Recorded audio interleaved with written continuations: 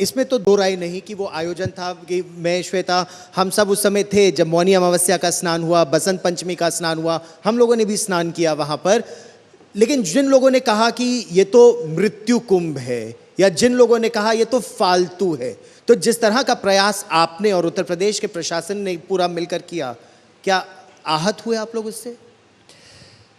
देखिए, हम लोग इस प्रकार की टिप्पणी सुनने के आदी हैं।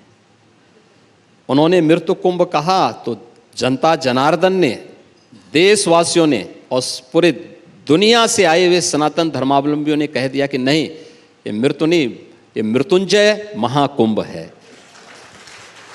उन्होंने उनको जवाब दे दिया।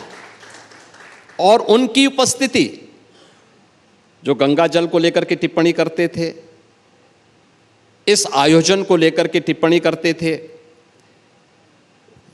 उनका जवाब जनता जनार्दन की उपस्थिति ने दे दिया है। और मुझे लगता है कि एक लंबे समय तक उन लोगों के लिए भी स्मरणीय होगा और उनके पास पश्चाताप के अलावा दूसरा चारा नहीं होगा। सर, महाकुंभ से उत्तर प्रदेश की जो रिलीजियस इकोनॉमी है उसमें बहुत वृद्धि आई। आपने एक तरीके से टूरिज्म का एक नया सर्किट ही बना दिया। वैसे भी उत्तर प्रदेश में आर्थिक विकास की दर बाकी राज्यों से कम हुआ करती थी और ये बहुत बड़ा एक खतरा था। मुझे लगता है कि जिस तरीके से अयोध्या में, प्रयाग में, काशी में रिलीजियस टूरिज्म हो रहा है, देश भर से लोग निकल के आ रहे हैं, क्या आपके पास कुछ अनुमान है कि उत्तर प्रदेश की अर्थव्यवस्था का कितना हिस्सा और ग्रोथ का कितना हिस्सा रिलीजियस टूरिज्म से आ रहा है इस वक्त? देखिए, प्रधानमंत्री मोदी जी ने 2014 में आने के बाद भारत की इस ताकत को पहली बार देश के किसी राष्ट्राध्यक्ष ने इस बात को समझा। और आपने इस बात को अनुभव किया होगा कि विरासत को विकास के साथ जोड़ करके अगर हम प्रयास करेंगे तो उसके बहुत अच्छे परिणाम आ सकते हैं। 2019 में काशी में काशी विश्वनाथ धाम की परियोजना प्रारंभ होती है और 2021 में प्रधानमंत्री जी ने उस कार्यक्रम का लोकार्पण भी संपन्न किया था। इसी प्रकार से अयोध्या में श्री राम जन्मभूमि पर 500 वर्षों के बाद मर्यादा पुरुषोत्तम भगवान श्री राम के मंदिर निर्माण का शिलान्यास का कार्यक्रम 2020 में प्रारंभ होता है और 22 जनवरी 2024 को मर्यादा पुरुषोत्तम प्रभु श्री राम की प्राण प्रतिष्ठा का कार्यक्रम अयोध्या में संपन्न होता है। इसी तर्ज पर हम लोगों ने विंध्यवासिनी धाम, चित्रकूट धाम, इन सभी के सुंदरीकरण और विस्तारीकरण की एक योजना और उसको कॉरिडोर के रूप में जोड़ने का एक कार्यक्रम बनाया था। महाकुंभ ने 5 ऐसे स्पिरिचुअल कॉरिडोर यूपी के अंदर दिए। काशी से माँ विंध्यवासिनी धाम मिर्जापुर होते हुए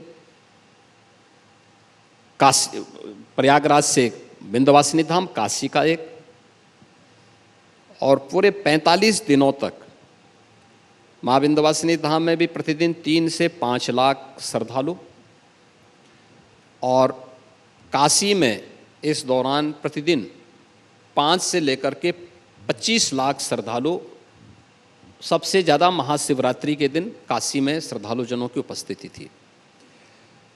ऐसे ही दूसरा जो स्पिरिचुअल कॉरिडोर देखने को मिला वह था प्रयागराज से अयोध्या और गोरखपुर का। अयोध्या में इस दौरान 13 जनवरी से 28 फरवरी तक, क्योंकि महाकुंभ का समारोह 26 फरवरी शिवरात्रि को हो गया था, लेकिन शिवरात्रि के बाद भी जो बचे हुए लोग थे वे भी, और जो लोग वहाँ से काशी गए, काशी से फिर अयोध्या या गोरखपुर गए, उनकी संख्या तो 28 तक अयोध्या में ये संख्या 5 से लेकर के 15 लाख 20 लाख पर डे हुआ करती थी। गोरखपुर में भी जनवरी 13-14 जनवरी से लेकर के और 26-27 फरवरी तक प्रतिदिन 2 से 2.5 लाख लोग वहाँ पे दर्शन करने के लिए वहाँ मौजूद होते थे। चित्रकूट में तीसरा हमारा कॉरिडोर बना था, वह बना है प्रयागराज से महर्षि वाल्मीकि की साधना स्थली लालापुर चित्रकूट जनपद में पड़ती है। संत तुलसीदास जी की जन्मभूमि राजापुर, ये उसी चित्रकूट जनपद में है। प्रयागराज के पास है, प्रयागराज से सटे हुए हैं।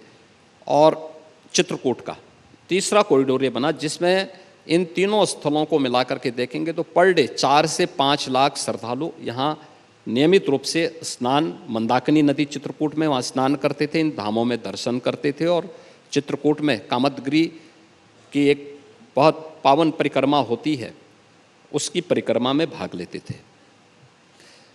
चौथा कॉरिडोर जो बना प्रयागराज से, प्रयागराज श्रृंगवेरपुर धाम होते हुए लखनऊ और नैमिषारण्य का, इसमें भी पर डे 2.5 लाख से लेकर के 5 लाख के बीच इन 1.5 महीनों के अंदर प्रतिदिन लोगों का आना जाना लगा रहा। और 5वां कॉरिडोर जो बना प्रयागराज से, वह बना था ब्रज क्षेत्र का।